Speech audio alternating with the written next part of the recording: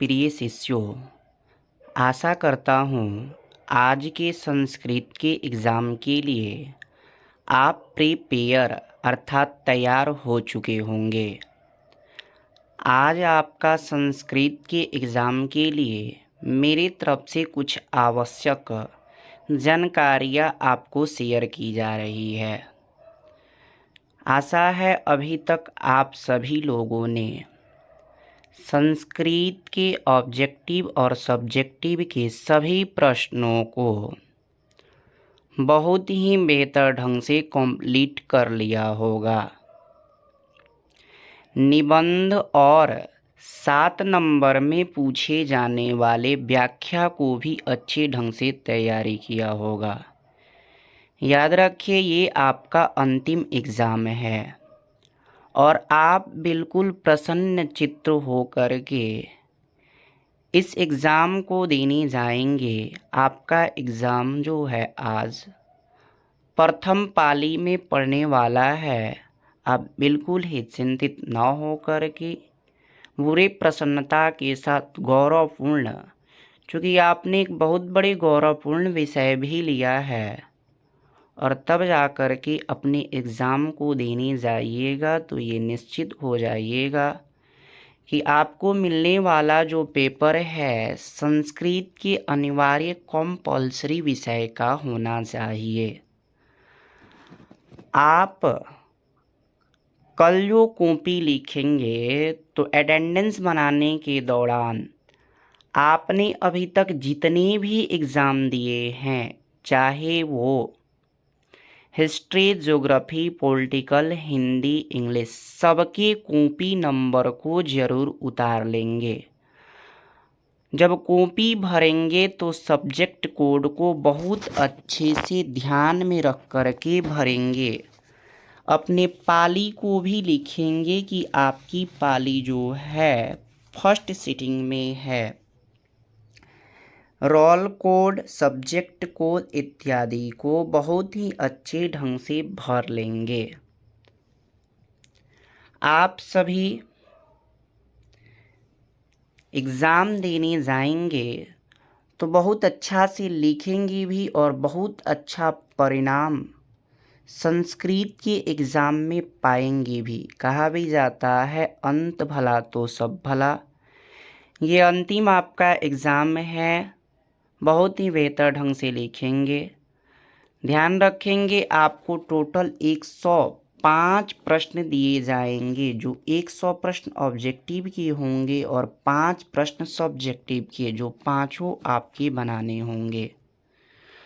प्रश्न आपसे बनेंगे, समय कल आपको पर्याप्त बचेगा। ऑब्जेक्टिव को अच्छे से कवर कर लेंगे। सारे ऑब्जेक्टिव आपको बुक से नहीं तो व्याकरण में कहीं हो सकता है लकारों से पूछी गई हो, या विभक्ति चिन्हों से, या वचन क्रिया, या संधि समास प्रत्यय आदि से पूछी गई हो। जैसे पूछ दिया गया है नदी शब्द है तो नदी शब्द स्त्रीलिंग, एतत् शब्द रूप जो होता है नपुंसक लिंग होता है। तो इस तरह से क्वेश्चन दिए जाएंगे। किताब से भी क्वेश्चन आएंगे, जैसे ज्योतिष शास्त्र का मुख्य विषय तो काल यानी कि समय और खगोल का विज्ञान है। आसमान, अंतरिक्ष, दुनिया से संबंधित जानकारी मिलती है। सभी आसान बिल्कुल क्वेश्चन आएंगे। सभी क्वेश्चन आप लोगों से बनने वाले होंगे। आप कोई 50 क्वेश्चन को बनाएंगे। जब ऑब्जेक्टिव प्रश्न आप लोगों से बन जाए तो सब्जेक्टिव प्रश्नों को शुरुआत करेंगे। 100 ऑब्जेक्टिव प्रश्न में से 50 ऑब्जेक्टिव प्रश्न आप लोग बनाएंगे। एक क्वेश्चन जैसे ये देखिए, अकोरत किस लकार का रूप है? तो लंग लकार यानी कि भूतकाल से है। पश्यसी में कौन सा धातु है? तो दृश्य धातु, माने देखना।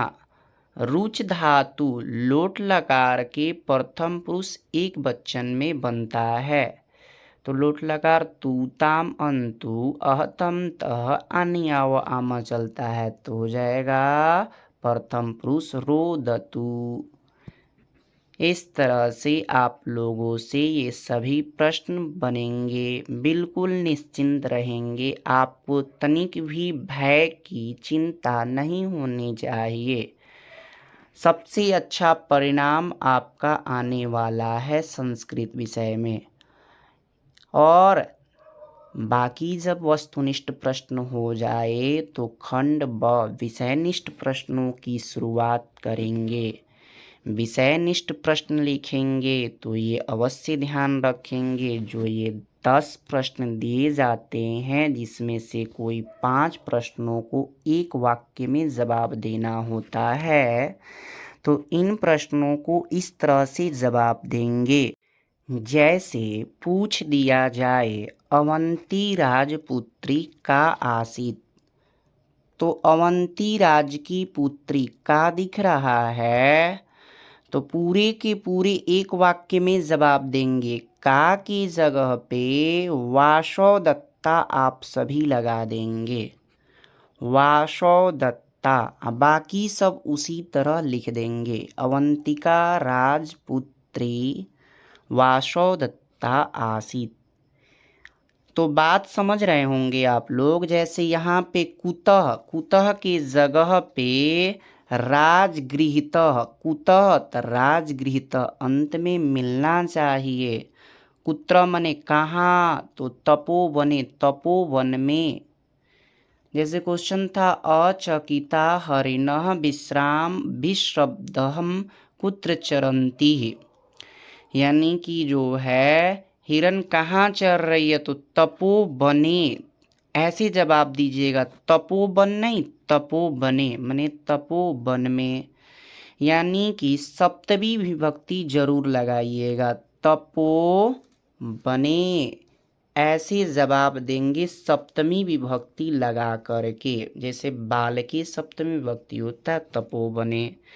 देखिए का है तो अंत में दत्ता दिख रहा है, विसर्ग रहता तो यहाँ पर लगाते, नहीं है तो नहीं लगा रहे हैं। पता है स्त्रीलिंग के लिए का होता है, अब पुल्लिंग के लिए क होता है। जैसे उदयन क आसीत, तो उदयन वस्त देशस्य राजा, उदयनः तो उदयनः वस्त देशस्य राजा, षष्ठी विभक्ति वस्त देश का राजा था। तो इस तरह से आप सभी जब तब की गई है। जैसे यहाँ पर क्वेश्चन है अस्य पाठस्य नायकः क आसीत्, तो चारुदत्तः अस्ति अस्ति अस्ति। सेम इधर की चीज़ों को वैसे ही उतार देंगे।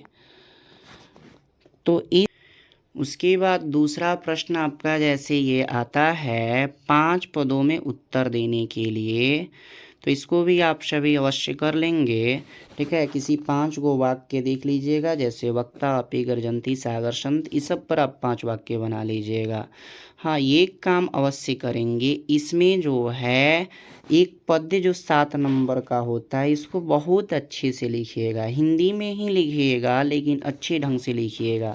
जैसे ये व्यायाम से लिया गया है, ये परोपकार से पाठ से लिया गया है। आप सभी को ये चीज़ पकड़ करके और उसके बारे में लिख देना है। प्रस्तुत पंक्ति हमारी पाठ्य पुस्तक कौतुभ्य वहाँ से लिया गया है, और उसके बाद उसके बारे में वर्णन करते हुए आप सभी बेहतर ढंग से लिखेंगे।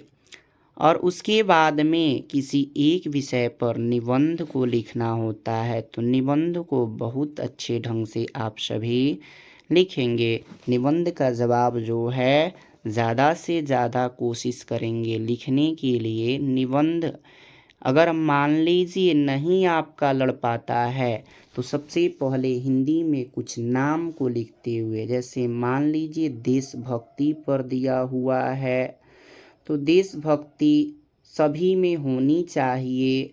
इस तरह हिंदी के शब्द लिख करके उसे संस्कृत में कन्वर्ट करेंगे, जैसे आप लोगों को अनुवाद बनाया गया है। देशभक्तों का नाम लिखेंगे भगत सिंह, राजगुरु, सुखदेव, राजेंद्र प्रसाद, महात्मा गांधी। ये बहुत सारे देशभक्त हुए, ठीक है। इन्हीं से हमारा देश आज़ाद हुआ। तो इसे संस्कृत में आप सभी कन्वर्ट करेंगे।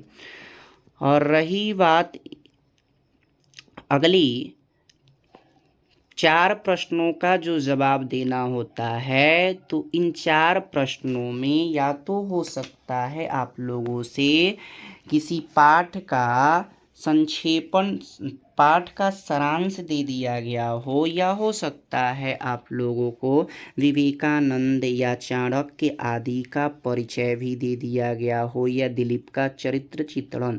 तो इसको जितना बड़ा हो सके उतने बड़े करके लिखने का प्रयास करेंगे। व्यायाम पाठ का सारांश दिया है, तो सारांश को जितना बड़ा हो सके, कम से कम आधा पेज जाना चाहिए। ध्यान रखेंगे चूँकि एक एक 5-5 नंबर का होता है, तो इस तरह से लिखेंगे। जहाँ तक हो सके इन 7 प्रश्नों में से ही 4 का जवाब देंगे। ये वाला अपठित गद्यांश आप सॉल्व करने की कोशिश नहीं करेंगे। अपठित गद्यांश में आपके द्वारा गलती हो जाती है, गलती आप कर भी देते हैं। तो यदि प्रश्न उत्तर याद हो तो प्रश्न उत्तरों को ही बेहतर ढंग से लिखेंगे, क्योंकि आपके पास समय पर्याप्त रहेगा।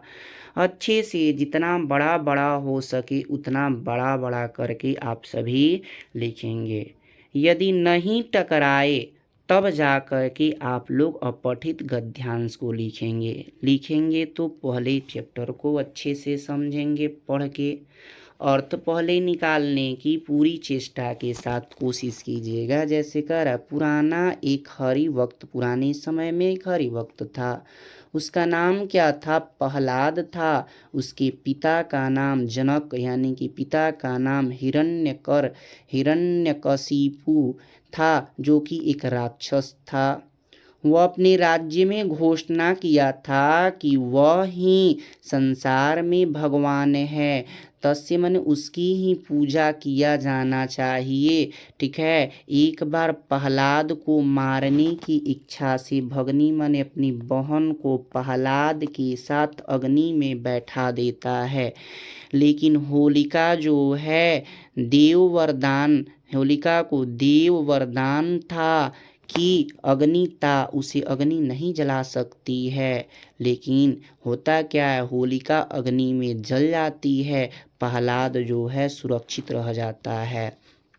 तो पूछ रहा है हरिभक्त क आसीत, तो आप सभी जवाब दीजिएगा हरिभक्त प्रहलाद आसीत। कह की जगह पे प्रहलाद कर दीजिएगा। जैसे पूछा जा रहा है कस्य जनक हिरण्यकशिपु आसीत, किसके जनक माने पिता हिरण्यकशिपु थे, तो प्रहलाद जनक हिरण्यकशिपु आसीत। इस तरह से जवाब देंगे। पूछा जाए होलिका कस्य भगनी आसीत, तो होलिका हिरण्यकशिपु भगनी आसीत थी। का अग्नि ज्वलिता अभवत, का माने लड़की को, का कौन अग्नि से जल गई, तो होलिका अग्नि से जल गई। परम इसमें कभी भी नहीं जोड़ेंगे, का की जगह पे होलिका अग्नि ज्वलिता अभवत ये जोड़ देंगे। बाद में पूछा जा रहा है अग्नो इति पदे का विभक्ति, तो इसमें जो विभक्ति होगा सप्तमी विभक्ति। अग्नौ का किस अर्थ में प्रयोग किया गया है, तो आप सभी ही देख ले। कहा गया है परम होलिका अग्नि में जल जाती है। कहाँ जल जाती? अग्नि में। तो में किसका विभक्ति चिन्ह होता है, तो सप्तमी ही, अर्थात संबोधन का विभक्ति चिन्ह होता है। तो ये सॉल्व करने के बजाय अगर आप इन 7 क्वेश्चनों में से अगर सॉल्व कर लेते हैं तो आपके लिए अच्छा होगा, और नहीं हो पाएगा तो अपठित गद्यांश को बेहतर ढंग से आप सभी सजा करके अर्थ को समझ करके लिख लीजिएगा। आशा है कि आपको मेरे द्वारा बताई गई सभी बातें समझ में आई होगी। आप निश्चिंत होकर के एग्ज़ाम देने जाएं। आपका एग्ज़ाम बहुत ही अच्छा जाएगा। आप सभी को बहुत बहुत आशीर्वाद है एवं बहुत बहुत शुभकामनाएं हैं। आपका संस्कृत का एग्ज़ाम और साथ साथ में सभी एग्ज़ाम के परिणाम भी बहुत अच्छे आने वाले हैं। धन्यवाद।